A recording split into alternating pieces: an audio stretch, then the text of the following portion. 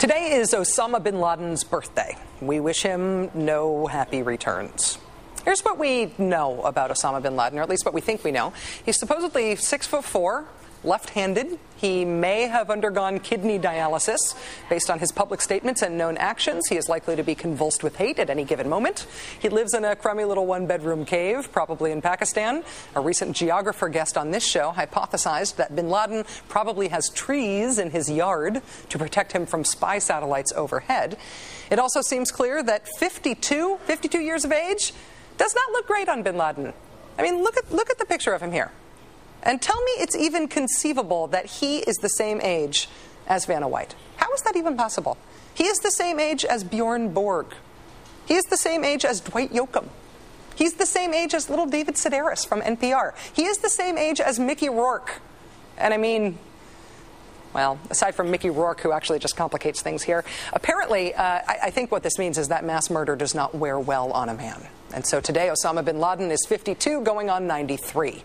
On the occasion of his birthday, we got news today from some self-proclaimed plotters of the 9/11 attacks. In a document filed with the military commission at Guantanamo, 5 prisoners who are representing themselves, or at least trying to, declared themselves the 9/11 Shura Council and said, quote, "With regards to these accusations that you are putting us on trial for, to us, they are not accusations. To us, they are badges of honor. Killing you and fighting you, destroying you and terrorizing you are our offerings to God."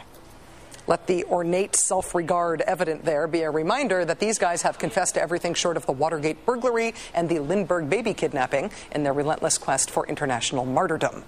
Meanwhile, halfway around the world, our troops are still in the country that sheltered al-Qaeda while they really did plan the 9/11 attacks, fighting various incarnations of extremists in Afghanistan.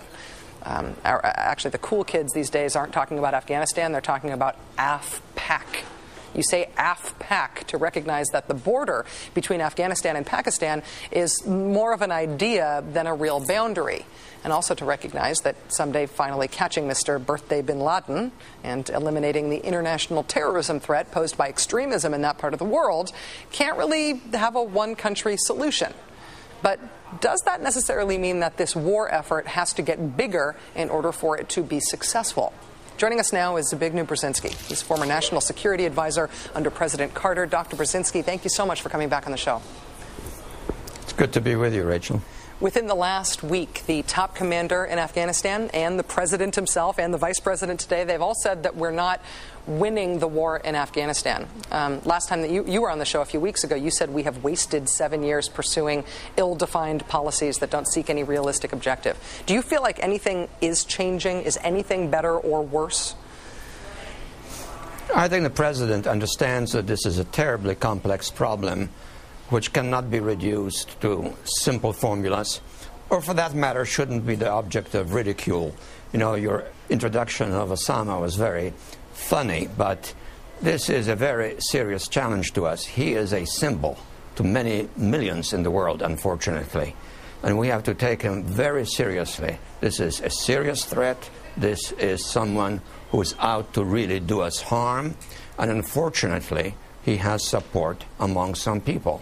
Our task in Afghanistan is a very complex one, because we have to deal, first of all, with an Afghan government that is authentic, and we shouldn't treat it like a vassal, and we tend to talk sometimes of it as if it was a vassal.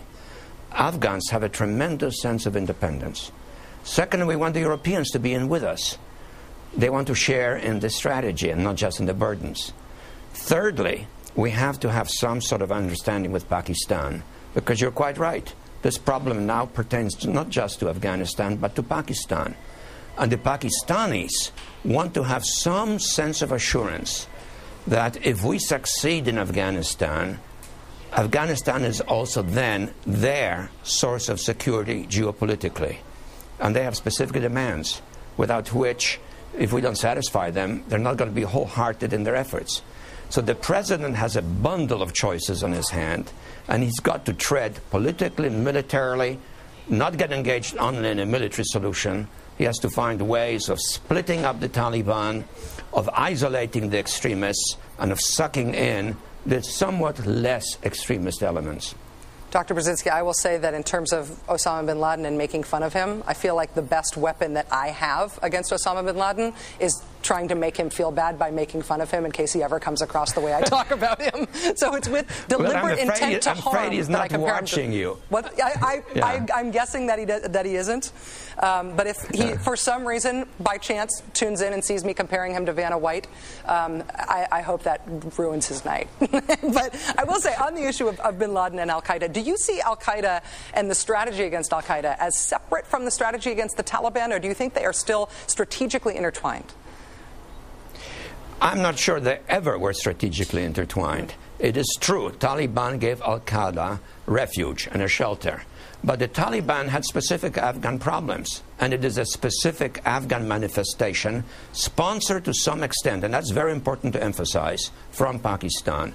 So we have to be able to work with the Afghans in Afghanistan to try to create some Afghan formula for stability, which is not quite a modern democratic state, but maybe a partially democratic state in the major cities, a somewhat more traditional state in the countryside, which is much more traditional. And we have to work with the Pakistanis to give them assurance that Afghanistan doesn't become, in some degree, an ally, a friend of India, because their geopolitical preoccupation is with India. So we have to be sensitive to their geopolitical concerns.